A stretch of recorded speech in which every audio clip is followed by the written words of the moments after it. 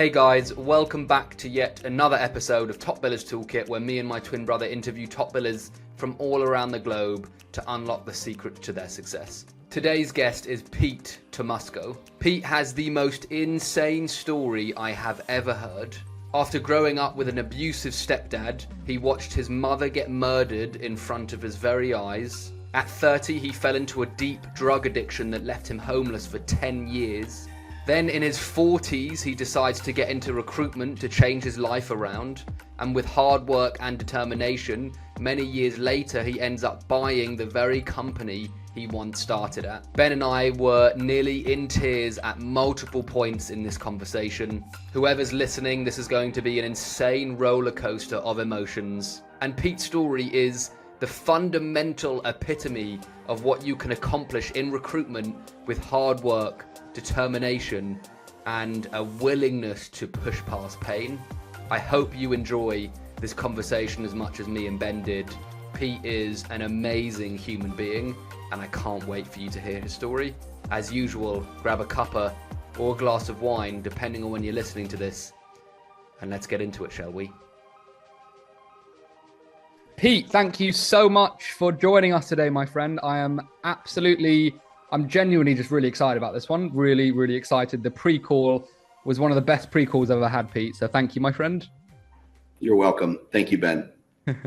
I think you're sitting there very cool, calm and collected, Pete, but I think people are really going to be blown away by the story today, because I was, when I spoke to you, like, no joke. The things that you were telling me on the pre-call, I was like, this is insane. Like, this could be made into a Hollywood movie. That's how insane it was.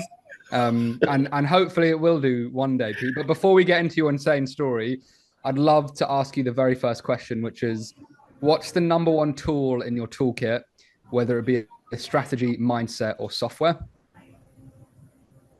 Yeah, that's actually a great question, Ben. You know, for me personally, it has always been and always will be my mindset and how I approach business and recruiting.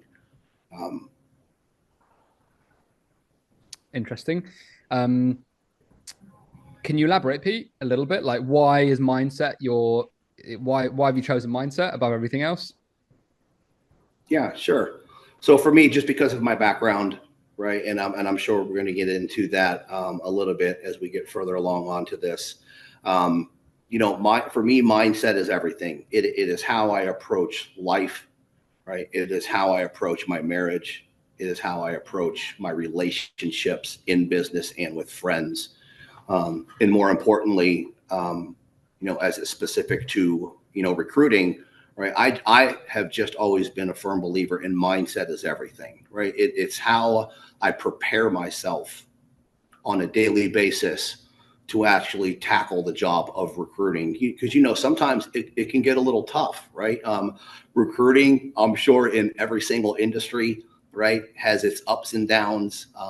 It can be a roller coaster, right? And so you have to have some mental stability to be able to handle, especially when it's going down, right?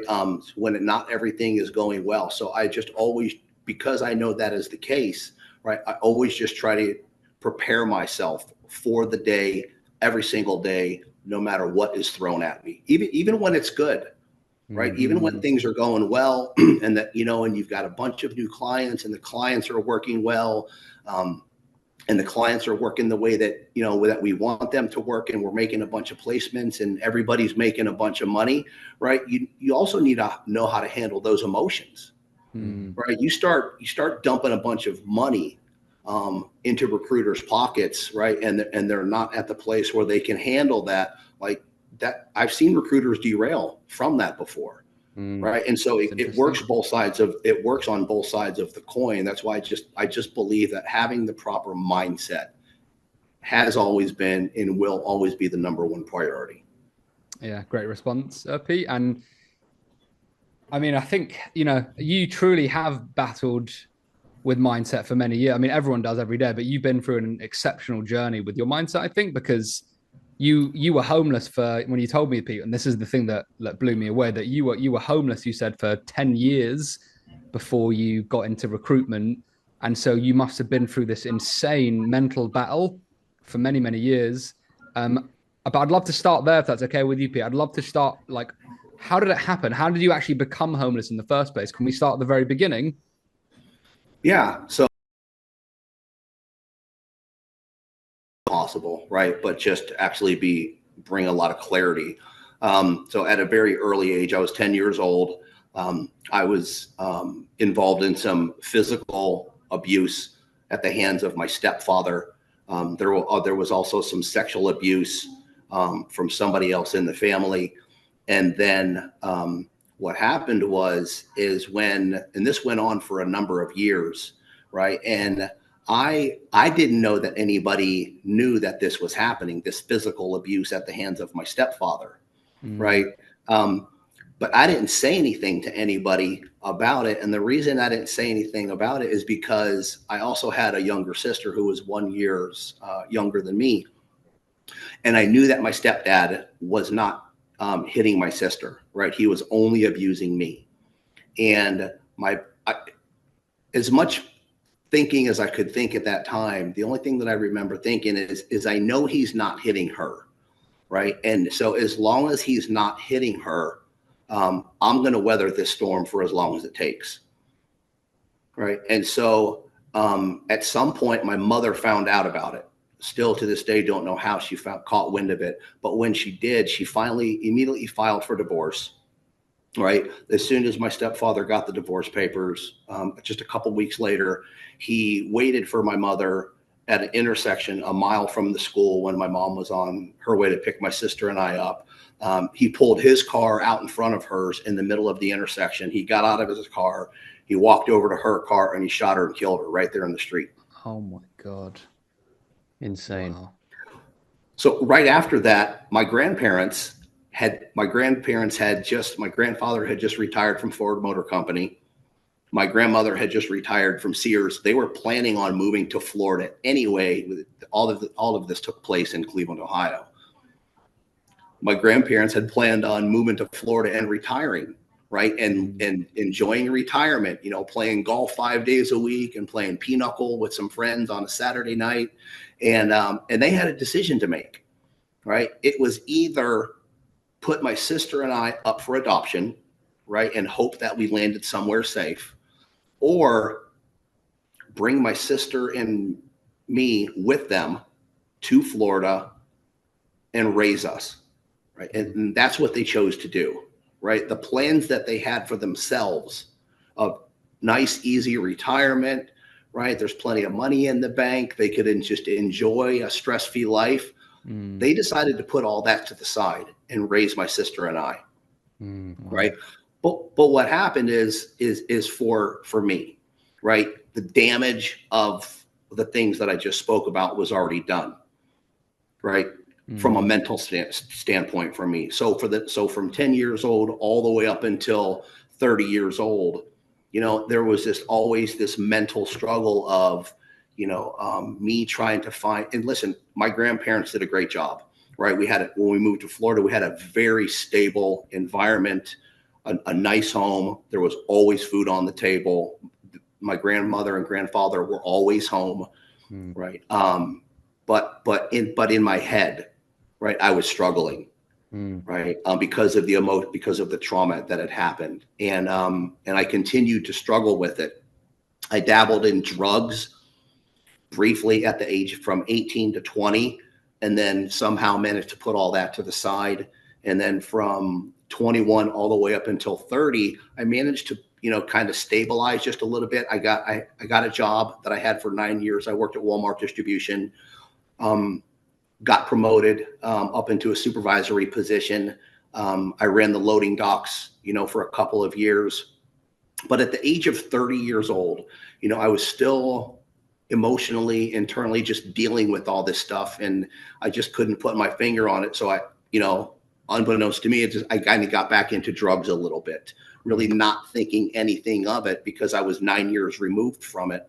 And so I tried some cocaine one night, just on a whim, with a friend, again, not really thinking a whole lot about it. And that was the beginning of like a runaway train that was going down a hill. Once I did it that first time at 30 years old, I couldn't stop. And then literally within 12 months, I was out of a job. My family didn't really want anything to do with me because of the drug use. I had backed myself into a corner. I was living in a home with, I had sold all the furniture out of the house. I had, there was no running water. There was no power, right? I was kind of living destitute. I didn't have any money. So the town that I grew up in, which is just a small town in, just north of Tampa, Florida here, I just remember thinking to myself that I had backed myself into a corner and I wasn't really sure which way to turn, because at that time, this is 2000, I didn't know about recovery. I didn't know about addiction. I didn't know that there was actually help out there, because nobody that I knew was addicted to drugs or had any real mental health issues. So I just didn't know where to turn. What I thought I was going to do was leave my hometown, right? Go somewhere and get some help and then come back, right? But what ended up happening is I left my hometown in November of 2000. And for the first year, I just lived in my car, right? I didn't have any money. I ended up doing some bad things on the street, because you have to have money. All right. So I ended up turning to a little bit of retail theft, stealing little things from a store to pay for some drugs, once in a blue moon, get a hotel room. But I never, ever was able to get the help that I initially left, that I thought I was leaving for. Right. And then so what ended up happening is I just got entrenched into that whole drug addicted, living on the streets lifestyle, because at a year in, the car became disabled and now I no longer had a car to live in. I was actually living on the streets, and just one thing led to another. And then before you know it, 1 year became 2 years, 2 years became 3 years, 3 years turned into 4. I had no communication with my family. My daughter was 10 years old when I left. There was no communication with my kid, no communication with anybody. And then before you know it, I was just one of those bums, that a lot of us see, that live on the streets, that live on the homeless. You may see them, sleeping on the sidewalks. I was eating out of dumpsters, sleeping in the woods, sleeping in the mud, sleeping in the rain. And then before you know it, and it's what seemed like in the blink of an eye, it was 10 years later. And I had no communication with my family, no communication with my friends, no communication with anybody that I had left. Wow. In the blink of an eye. It was like it was a decade later. Thanks for sharing that, Pete. That is truly the most, one of the most insane stories I've ever heard, just in terms of the roller coaster that you've been through. And the first thing that jumped to my mind is, I don't know what the success rate of homeless people actually getting help and then getting off the street, but I'm pretty sure it's very low in the UK. I don't know what it is in the US. So my first thought is, what happened? You go from homeless to life starting to get a bit better somehow. Do you remember the moment that you were homeless and something started to change? And what was that moment? I'm completely fascinated. Yeah. So I remember, I'll tell you what it was. So I was in West Palm Beach, Florida. I remember I was walking down Congress Avenue. This was at the very tail end. I was walking down Congress Avenue. It was in the middle of summer, and in summer here can get pretty brutal, right? But when you're out there living on the streets, it doesn't matter the temperature, man. There's no shelter. But I just remember I was just so exhausted that I just laid down in the grass, and I remember thinking to myself, and I'll be honest with you guys, I don't know if I was praying, I don't know if I was talking, but I do remember saying, man, God, this just doesn't make any sense. How could I be possibly living like this? This just doesn't make any sense to me. And the very next day, again, got arrested, incarcerated again. Well, this time while I was incarcerated, my sister actually found me. What happened is, what had been happening for the last couple years of probably 8 years, 7, 8, and 9 of me being homeless, right? What my sister was doing, unbeknownst to me, is her and some friends, they would just call local jails all over Florida to see if I was in that jail. So at least they would know I was alive.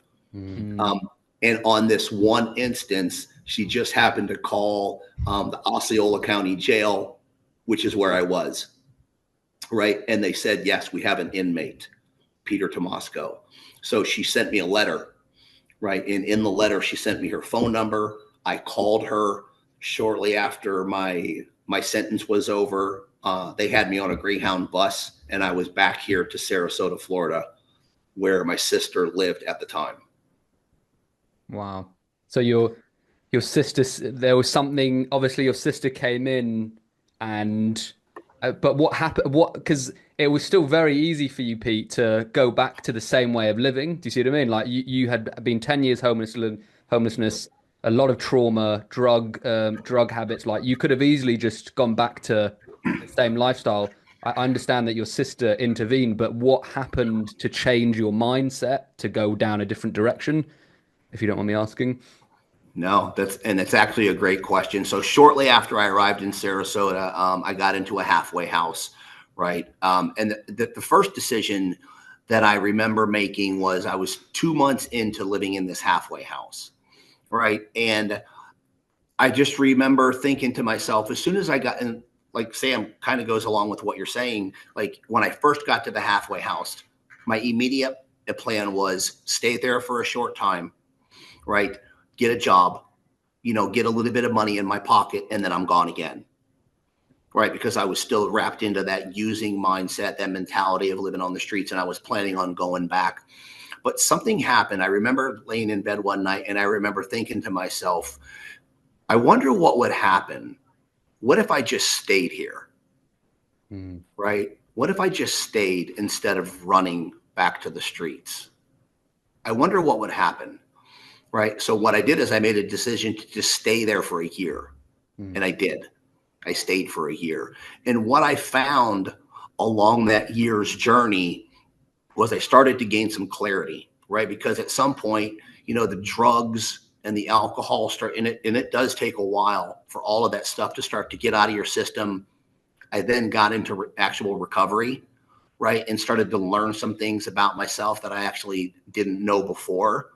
Right, that all those childhood things that had happened to me, all of those things that for a long time kept me on the street, kept me in a feeling like I was a piece of shit, like I was nothing, like I didn't deserve anything. All of that stuff had nothing to do with me. None of that stuff was my fault. I was just bearing the consequences of it through my thought process. But I didn't know that before. Right. So once I got into recovery and I started to learn these things and I started to gain a little bit of mental clarity, and I would go, and I went for a first year without any drugs, no alcohol. Right. I bought my first little car. I opened up a bank account. I put a couple dollars in the bank account. I got a job with a friend painting houses that I met in recovery. And then I started to feel really good about myself for the first time that I can really ever remember, right? And then I got into recruiting in 2014. I had developed some friendships here in Sarasota, and once I got into recruiting, I heard something that just really clicked with me, and it was that and maybe you guys have heard this before, but it was definitely true for me, that the recruitment industry is really a personal development course disguised as a career. I love that. That's such a great saying. So true. And because recruiting it just started to give me confidence about myself, because what I found is, that initial fear when you get in is you're afraid to have a call with anybody, right? Because you're afraid of the judgment that's going to come on the other end of the phone. And it doesn't matter if it's a new client or a new candidate, right? There's that little bit of tingling fear of the unknown. Once I started to get past that, I started to think to myself, you know what, man, this could be a pretty good gig and then I was starting to work out a little bit, and I was starting to feel really healthy. And then I just thought to myself, let's see what I'm really capable of here. Let's see how good I can really get my life. Let's see what type of impact can I really make in this community, in recruiting and in recovery, and in my local community of here in Sarasota. So ever since then, it's just been this personal thing of let's see how good it can actually get. Let's see how many people I can actually impact, and let's see how much better that I can make myself. And then ever since 2015, it's just like this been non-stop of more. Let's do more, right? And one thing has led to another, which is, the three of us sitting on this podcast this morning. I love it. I'm actually getting quite emotional listening to your story, Pete, because it's so amazing, and I can feel everything you're saying, and it's just such an amazing story, and I feel like you've been through such an incredible journey, and mixed probably with so much pain and so much euphoria and so much triumph and so much. I really appreciate you sharing this with us, because it's just an amazing story. And I think so many people are going to love listening to this. I'm just wondering, Pete, because like Ben said at the beginning, it literally could be made into a Hollywood film. Your story, it's honestly that insane.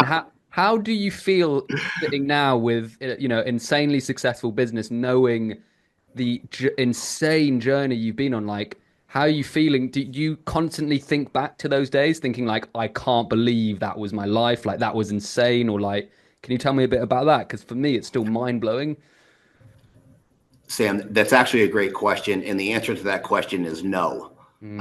I don't think about it, right? And I think, and I've been asked this question a few times, and I think the reason is it doesn't seem like a big deal to me because I'm the one that's lived it. That makes sense, right? And to me, it just seems like something normal, right? Because it's been my personal lived journey, and to be honest with you, if it wasn't for, like you guys, and some other people, like recently I was, I also sit on the board of directors for Lightshare Behavioral Wellness and Recovery Centers here in Sarasota. And the CEO, Shawnee, she asked me to speak during the fundraiser. It's this really highfalutin, 5-star restaurant, and she asked me to come and speak. And the only reason that I do this kind of stuff is because I feel like it'll resonate with somebody, even if it's not the homeless part, even if it's not the drug addiction part, right? Even if it's not the mental health aspect of it, there'll be something that I say that somebody will resonate with, that'll be able to just help them just a little bit. Because I know for me, literally everything that I have learned since day one of this journey, I have heard from somebody else. Everything. Yes, nothing that I have done or am doing is new. Right. That's why I listen to podcasts like you guys, right? I read books. I gather information constantly. And when I hear something that resonates, I try to implement it into my life. Really interesting.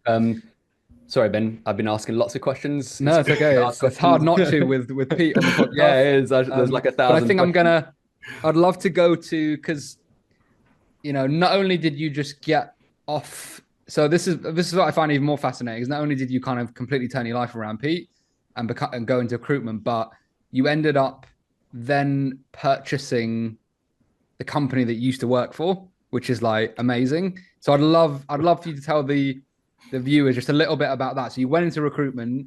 I think you exited. I feel like I'm going to butcher the story, but can you tell us how you went from recruitment to then purchasing the company that you used to work for? I'd love to hear about that. Yeah, sure. So the company that I currently own, Integrity Placement Group, right, is the same organization, that I really cut my teeth in recruiting, right? Started here, worked here for 5 years. And then in October of 2022, right, I was just at the point of recruiting, because when you're just a recruiter, right, there's only so much you can do inside the organization, right? You can only build a team so big, right? You can only have so many clients. You can only have so many placements. You can only have so much of an impact. And I was starting to feel that in 2022. So I did what I think a lot of recruiters do, in today's market. I got a couple business partners, some other recruiters that were here also, right? And I just said, hey, man, listen, why don't we bounce from this place and go start our own gig? And they were on board with it. So we did everything the right way. We were under at that time, a non-compete, 2-year non-solicit. We went and sought out a lawyer first, right, to make sure that we were going to do everything correctly, under the terms of our operating agreement. So we did. We showed up here one day, turned in our resignation letters. We honored the non-compete part of it. We had, at that time, it was a 6-month non-compete, right? So we honored the 6-month non-compete. And what we did during that 6 months was continue to meet together on a weekly basis, right? And I think the reason that we did that is because 6 months is a long time to just not be in the recruiting industry. It's literally a lifetime, right? So what we did is we would meet together every single week at each person's house. We would alternate, and we would talk about business, and we would talk about things, and we put training manuals together, and we did all of the back end work, right? That was going to launch the company when it was time. And then in October of 2022, 6 months later, literally to the day, we had everything ready. We launched the company, massive explosion, right? Did a lot of business really quickly, hired people, got them trained fast.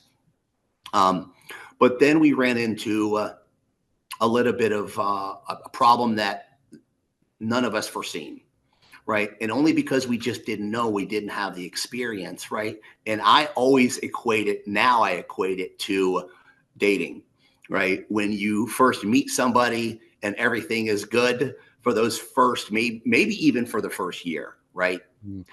You are pretty convinced that it's going to last forever and what could possibly go wrong. And that is the mentality that we had, right? But what we found as we started to head towards Q3 of year two or year two is that it's really difficult, right? When you have 3 equal business partners in any business. And especially in a recruiting company, right? Because what we wanted to do and what we tried to do and what we did do is any decision that we made, all 3 of us had to be on board in agreement, right? But we started to run into problems, right? I think we all could see the writing on the wall that that's not sustainable, right? You have to have 2 business partners is definitely manageable. 3 is a crowd for sure. And that is something that none of us had thought about prior. Right. So we made the decision that I would exit the company, right, and go figure something else out. Right.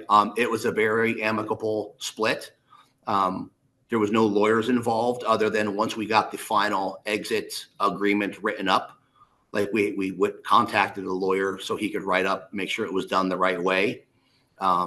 They gave me my fair share of the value of the company, which was pretty substantial, even for a very short 19 months in. We did really, really well. So they gave me my fair share of the company. And my plan was to just go start my own firm, brand new. I was going to build it from the ground up all by myself. But there was another opportunity that came to the table before I actually got it launched. I had the company name up, right? I had the website up, at least in place. I had an ATS system in place. But then another opportunity showed up unexpectedly. I was not thinking about it whatsoever. But Integrity Placement Group, which is the company that I left, that I now own, the owner at the time, what happened is we were actually in Dallas to watch the Jake Paul Mike Tyson fight. Oh, wow. And yeah, it was. Love that. And while we were there, Bill, the guy that owned this company previously, or one of the owners, we were just having lunch. I mean, or coffee the morning of the fight. And,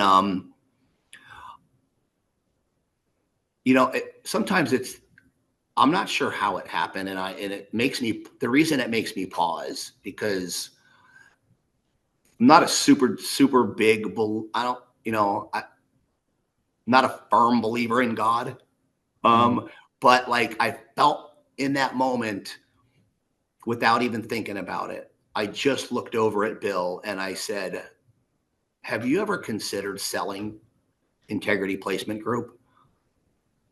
Oh, wow. And he said to me, he said, he paused for a second and he said, why?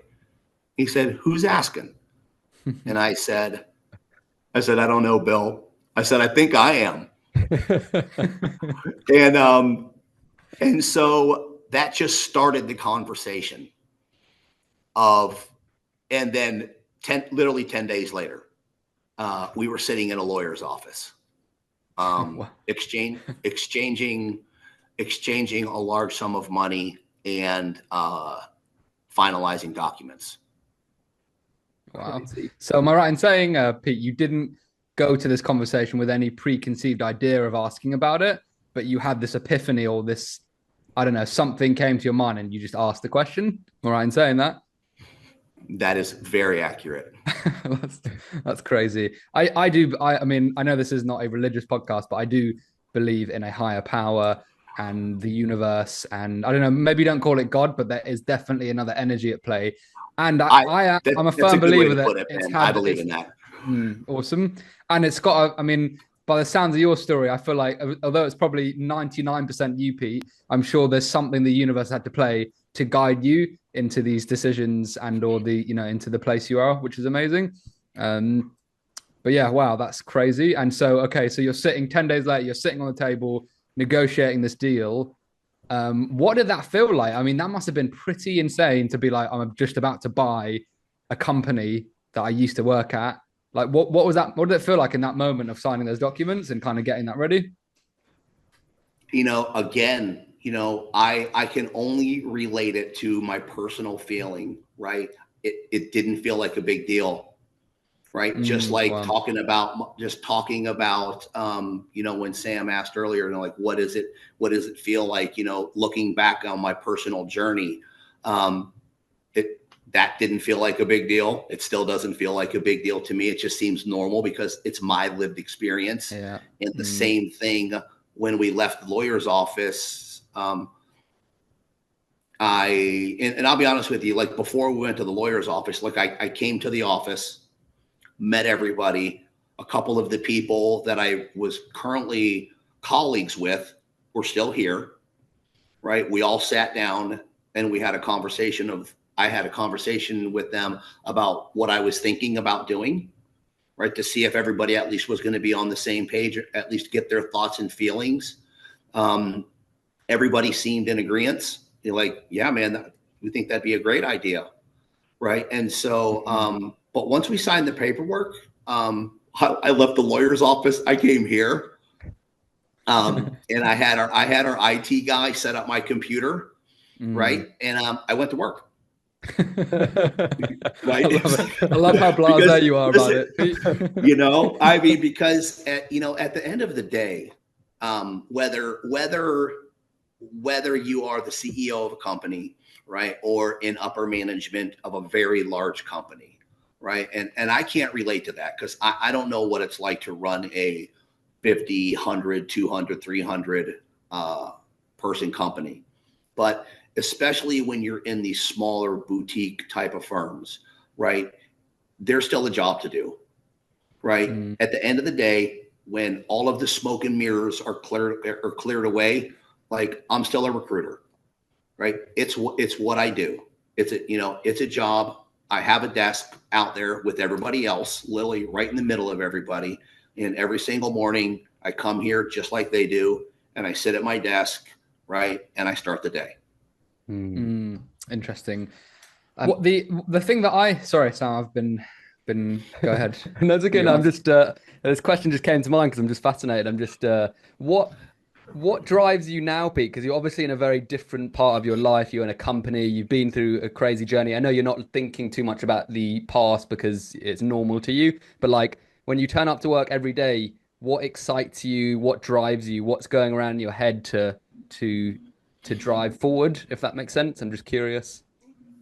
Great question. So what my thought process is today is to build this company again, Mm, right? One of the things, and here's sometimes the unfortunate part of owning a company, right? You have to evaluate, often of the team that you have.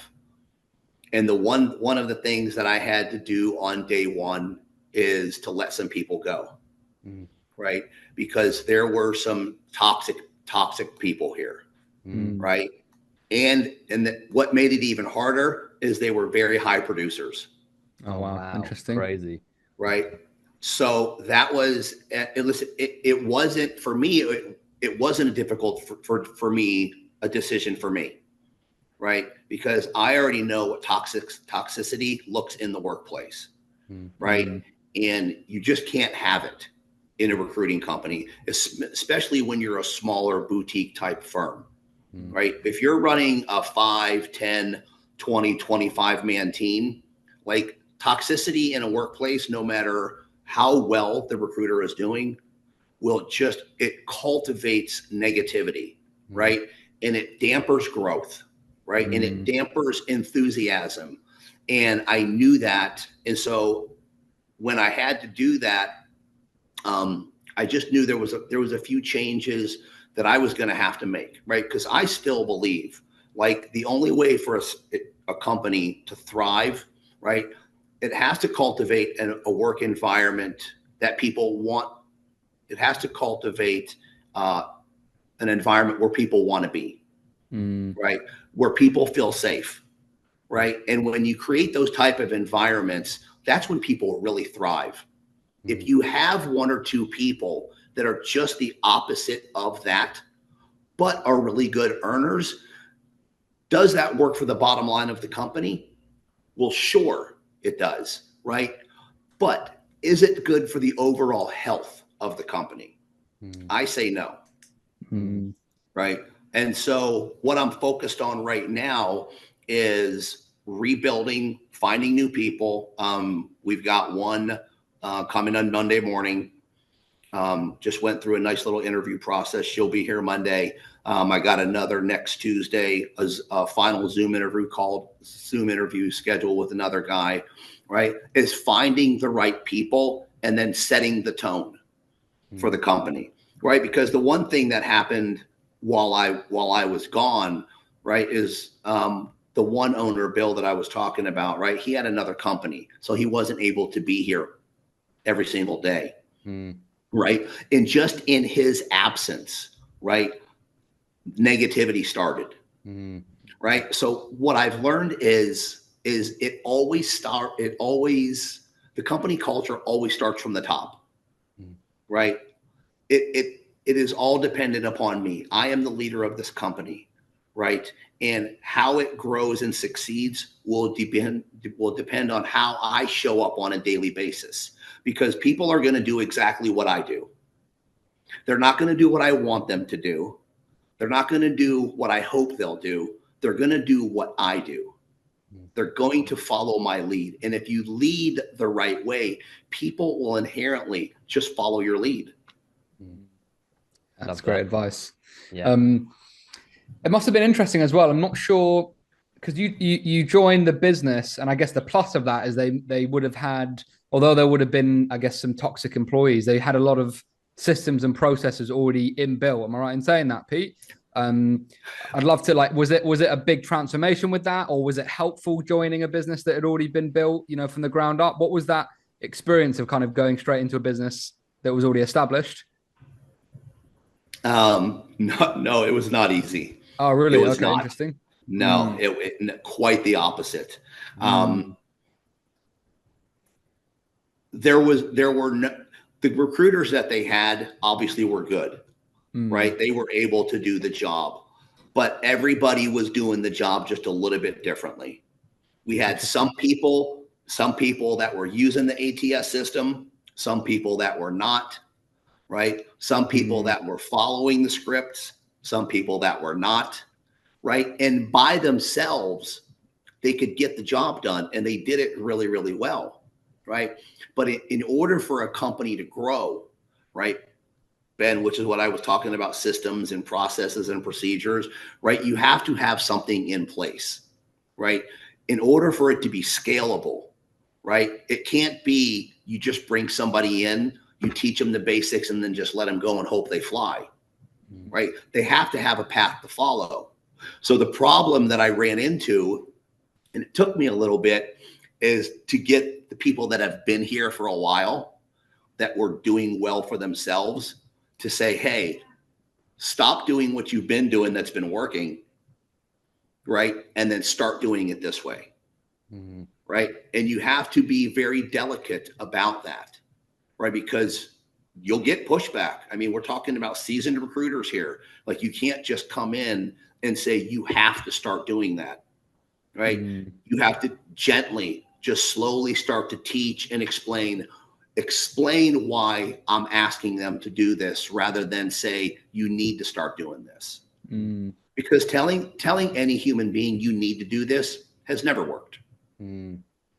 Right? So, but when I explain of why it makes sense for us to use all the templates that I set up in Crelate, which is the ATS that we use, right? Explaining to them the importance of using this, in how it helps us and it helps the recruiter behind them that may work on the job following you during the next job order meeting, because Crelate tracks everything, tracks all the phone calls, tracks all the text messaging. When somebody else comes in behind you to work on a job, they can see the work that you've already done if you're using the system the right way. And that is the benefit. But you have to explain all that stuff. Yeah, that makes perfect sense. So I'm guessing there was quite a few things you turned around by the looks of it, but one of the fundamental things was getting everyone on the same system, using it, tracking their data, really, so that you can get a streamlined process that new recruits can then use. Am I right in saying that, Pete? Very accurate. Awesome. That's really interesting. Was there anything else that sounds like the main thing? I just want to make sure I'm not missing anything. Was there anything else that you had to turn around that was a focal point for you to make sure that, this was a scalable business? Yes. Another thing that I implemented was the mandatory morning meeting in the conference room, which I think you can see way back there. Yes. There's nobody in it right now because everybody's at the beach. They were not doing morning meetings. Like, everybody would just show up to work at 8:30 and just go to work. That may have worked a little bit for a while, but the reason that I started to implement the 8:30 meeting is because, again, like, it's about everybody feeling like a team. Because at the end of the day, right, even though everybody here, they're their own recruiter and they may or may not have their own book of business, right? At the end of the day, this is still a team sport. Right.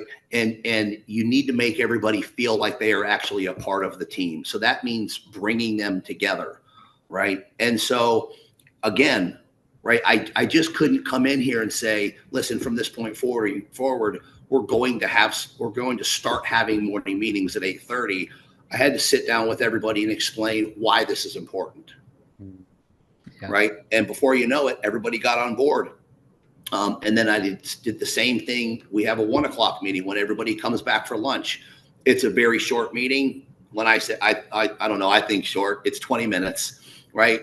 We kind of just, everybody plugs back in, make sure that nobody's in a food coma from lunch, right? And then I will do a short training, or I'll ask one of the seasoned recruiters, like, hey, can you just do a short training on this? And again, it's just to get everybody re-engaged after lunch, to everybody's on the same page again. All right, man, let's get back at it. Awesome. That's so cool. And what was the difference from once you started implementing the morning meetings and the afternoon meetings? Maybe it's too soon to tell, but for tangibles, but what difference did you start seeing, Pete, in the energy or performance or attitude of the people that you are working with? Great question, Ben. It has absolutely been night and day. Oh, wow. Wow. It has absolutely been a night and day shift between how everybody is interacting with each other right now. And this is one of the things that I said when I first got here. I've always believed it. I know it's true. And now I'm starting to see the fruit, and they're starting to see it too. It's like especially when you're a boutique firm, everybody's in a cubicle kind of right next to each other.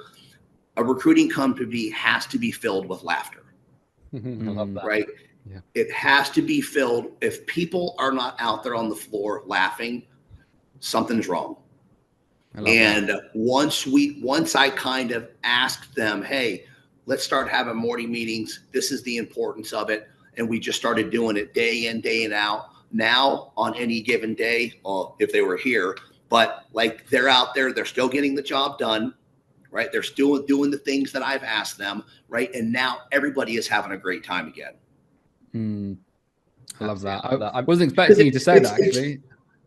Well, because it's really easy to isolate, as a recruiter, even within a company, right? If you don't have systems and processes like that in place, right? It's really easy.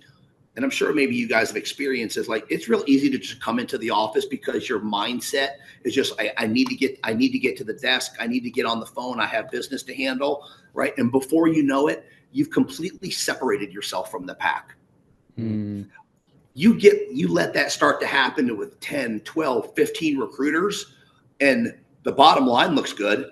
The company looks good, but you've got 10, 12, 15 people that don't even have a lot of conversation between amongst themselves. They're just showing up, they're banging out the job, and then they're out of here. There's no company culture in that. Yeah. Right? That doesn't create excitement. That doesn't create laughter. So you kind of, again, you have to bring everybody to the table.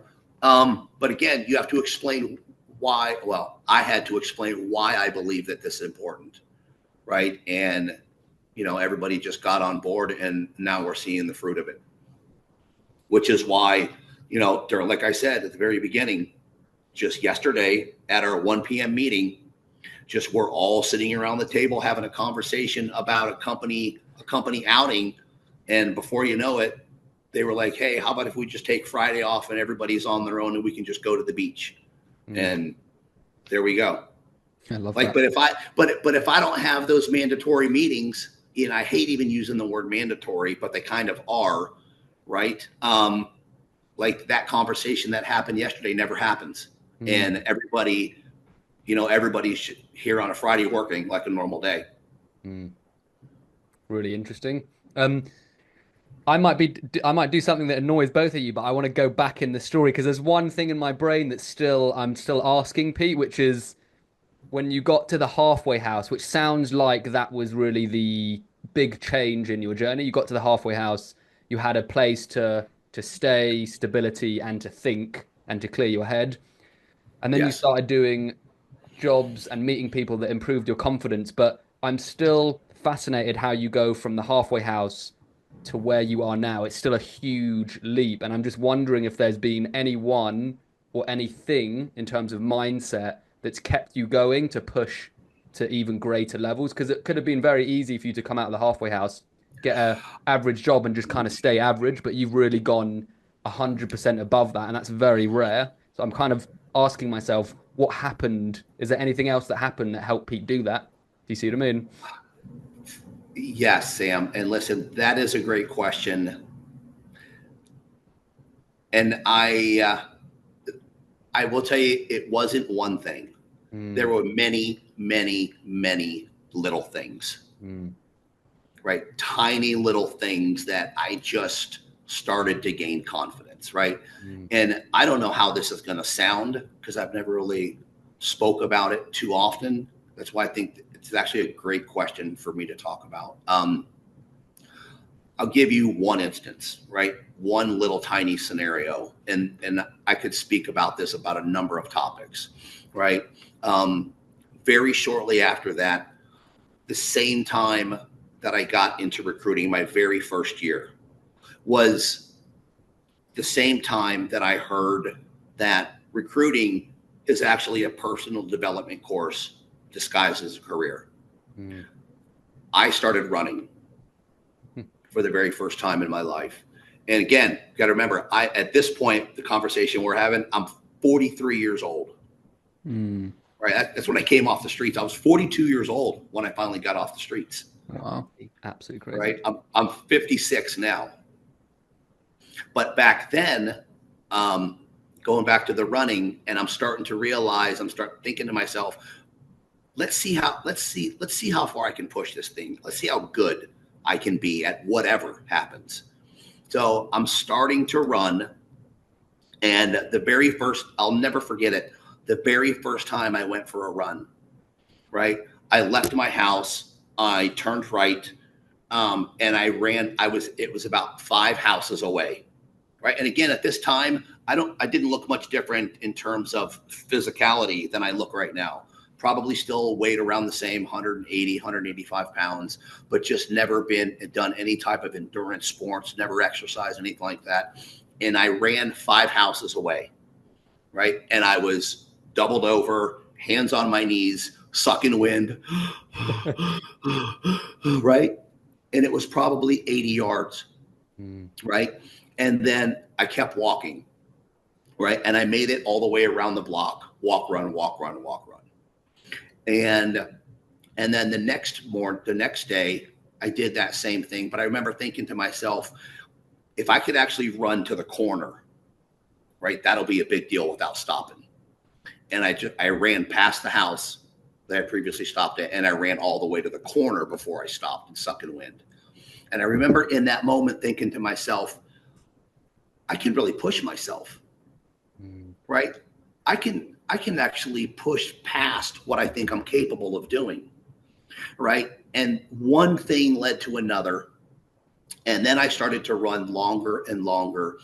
And I remember during one of those runs, again, it was summer, it's hot here in Florida, and I was probably 3 or 4 miles from my house. And I just remember stopping, and it was hotter than you know what outside. And I just remember thinking to myself, God, this is bring back some memories, Sam. Thanks, man. I remember thinking to myself, I have no idea why I'm doing this. Why am I pushing myself so hard? You know, because you talk about physical pain, mental pain. I don't want to be out there in the hot heat. I don't want to be running. I would rather be at my house in the air conditioning, sitting on the couch on a Saturday watching TV. What on earth am I subjecting myself to all this pain for? And I remember I literally said that to myself. Why am I doing this to myself? And I remember the thought that came to my mind is I don't know, but don't stop. That's interesting. I don't know why. And so I have kind of just used, it's just been a number of things where in my personal life, in this business with my, the cold plunging, you know, that I've been doing for a couple of years right now, the morning runs at 5 o'clock in the morning. I really don't want to do any of that stuff. But why not? I love that. Why not?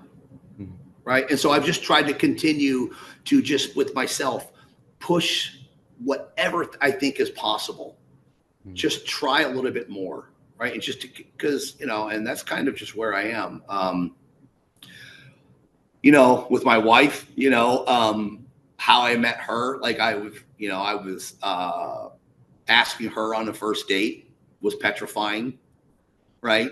But you just got to push past the fear. Here's what I've learned about myself in this whole big picture. I am really scared of almost everything. There's always fear of the unknown.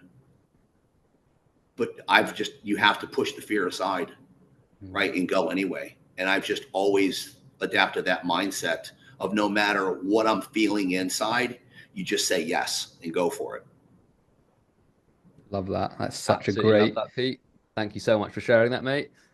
And it sounds like the running was am I right in saying the running was the first moment when you were like, okay, I can push myself, and it started like almost like a domino effect of pushing, discomfort, pushing? That was the first. No, I think the very first thing was probably when my first year into recruiting, right? I was deathly afraid to pick up the phone. I mean, because you got to remember, I'm only 3 years removed of being off the streets, right? So I'm just at the place where I can look another human being in the eye, right? Wow. Because I'm still shell shocked. And now my buddy convinces me to go to this recruiting company because he thinks I could be good at it. And now I have to pick up this phone, and you want me to talk to a doctor? Like, are you kidding me? Like, panic stricken. I mean, there was a I don't know if anybody else does this, but I did. I had to do it early on. Like, I would make the phone call, and whoever I was trying to call, they'd pick up the phone. I'd hang the phone up. Yeah, I'm sure people have done that before. Even because I was so scared, But I remember that's what started to give me real confidence, right? Which is probably more important to this conversation, right? Is I was so fearful of that phone, right? That once I started to because listen, if you're going to be in recruiting, you got to overcome the fear. You have to. There's nothing else to do. Or quit, right? And for somebody like me coming from where I was coming from, that phone was literally the game changer for me. Because once I dialed the phone number, and then that person picked up the phone, and I actually didn't hang it up, and I actually had the conversation, right? And I went through all the screening questions, right? And they said, yes, Pete, I would love to go interview for this position. You want to talk about excitement? It's like, oh my gosh, I did it. Yeah. Oh my gosh, I have a candidate, right? And then you actually get the candidate in play, and then they accept the position. You get that first placement. It's game changer. It's amazing. That's why I say, like, the recruiting business has absolutely changed my life. That's why I love it. Yeah, it's literally, isn't it? It's funny. People say it has, but it's completely transformed your mindset. Well, I'm sure lots of other things, but yeah, wow. What amazing. I was just about to say that this is why I love this industry, because you were homeless for 2 years off the street, and now you're running a company, the previous company that you used to work for, Pete, which is insane. Like, there's not many other industries you can say that could happen. As long as you have the right mindset and the drive, like, literally anything is possible. I've done quite a few posts on this, and you are the walking example of that, Pete. So, yeah, just thank you, Sam. I appreciate that. Yeah. Last, Ben, do you have a question? I just want. No, go ahead. I always like. I'm guessing you still run, but I'm wondering what habits you've kept, Pete, and you're doing now that are continuing to build upon your mindset. I'm just really curious to understand that. Yeah. So for the last 2.5, well, I've never stopped running, right? I continue to run. So the habits that I incorporate now is I get up every morning at 4:30. By 5 o'clock in the morning, I am out my front door, and I go run 4 miles. When I get home from the 4-mile run, I come into my house. I dry off real quick because usually I'm pretty sweaty. Then I have a cold plunge at my home. Right. I hop right into the cold plunge for 3 minutes. Right now I have the water temperature set at 50 degrees. Right. And then after the cold plunge, I go shave, right. Go read a couple of daily meditations. And then I put my headset in. Right. And then I start listening to some type of audiobook, some podcast, anything. And then I do that all the way up until 7 o'clock, which is at 7 o'clock is when I actually go wake my wife up for her day, get her out of bed. So that's what I do. And I've been doing that for quite a while now, and I think between I will tell you, between the running, forcing myself out the door at 5 o'clock in the morning to go run 4 miles when there's not a single thing in my body that's telling me to go do it is what helps with mentally. And then when I get back and all of this that's why I think mentality is a mindset for everything, right? Because I don't want to go run in the morning. I would rather stay in bed for an extra hour. But I know that's not good for me. That's that cannot be a recipe for everybody out there, right? It's just what works for me. I'm not advocating for this, but it's what works for me. So, and then when I come back from running, you know, I'm pretty hot, right? And the thought of actually jumping into a tub of freezing cold water for 3 minutes is not exciting, right? Because that water is really, really cold. And I could think of 15 different reasons of not to get into that water that would make perfect sense. But I will tell you what happens every single morning without fail. When I get into that water, first thing I do is I set the alarm on my phone for 3 minutes. I jump in. And when the alarm goes off after 3 minutes and I step up out of it and I get out of that cold water, I have just this amazing feeling of like, I literally can conquer anything. I can literally do anything because there's nothing more frightening than freezing cold water. But it's good for your mentality. Yeah. Totally me and Ben agree. are big.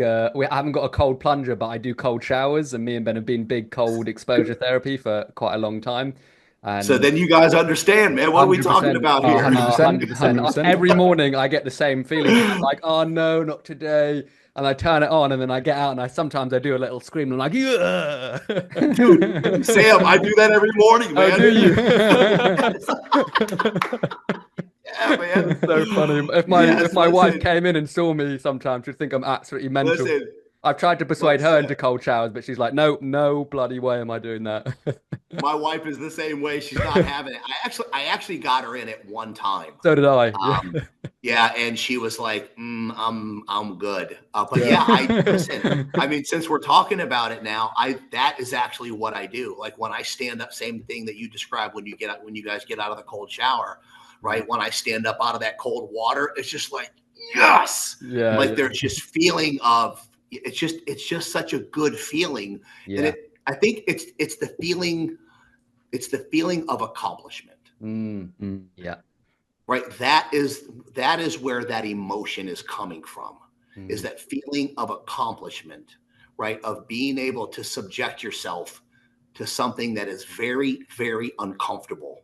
And then when you're on the other side of it, you're like, yes, I did it. And there's literally no better way to start your morning. I keep coming back to this term in my mind, which is the trick to true happiness is pain and discomfort.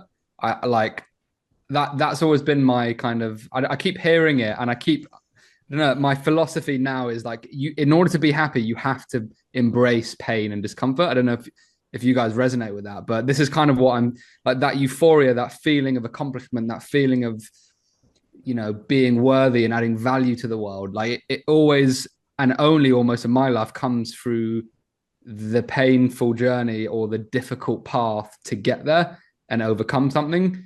And I feel like that story and the gold showers is an example of that. Don't know how you guys feel about that. Yeah, totally agree. 100%. Definitely. Yeah, I agree. You know, I mean, for me personally, right, and you know, the caveat to that is that is not true for everybody, right? And my wife is a perfect example of where that doesn't need to be her truth, right? She is a very successful professional, right? She doesn't need cold showers. She doesn't need long runs early in the morning, right? I mean, does she work out? Yes, because I think that's pretty normal in today's society, but she doesn't need to create suffering in her own life to find true meaning, because at the end of the day, she knows who she is. Right. Yeah, fair play. But for me, right, I am not that person. Right. And that's why I think the beauty of it is there's a variety of things for everybody, no matter where you are on this journey of life. Right. I think the important part of it, Ben, is what you talked about, is for you to pursue whatever it is, whatever thing that you need to do, if you need to do something, right, to find true meaning and find true happiness, right? I would encourage you to do it, right? For me, and the things that I do in the morning now may not be true in 5 years. I might not need to do those things. Right. But for right now, it is like my number one priority, because I intuitively am still aware that I want because my default mechanism, and I think most human beings, right, is just you're hardwired to always seek the path of least resistance in every area of your life. I think that's inherent in most humans, right? It's triple for me. Right. I am always going to seek the path of least resistance.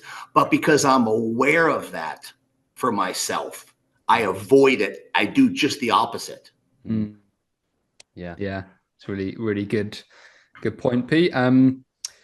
Pete, I've just got to say thank you, mate, because this has been an amazing podcast. I've enjoyed, and you've captivated my attention literally for every minute of this podcast, which is rare. Me and Sam don't normally come into these podcasts and every minute you have our attention. It's, just thank you so much for sharing your journey. Thank you so much for coming on today.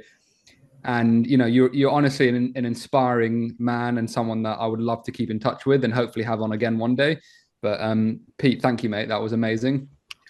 Listen, it has been an absolute pleasure. I have really enjoyed this. And we'll absolutely stay in touch with you guys for sure.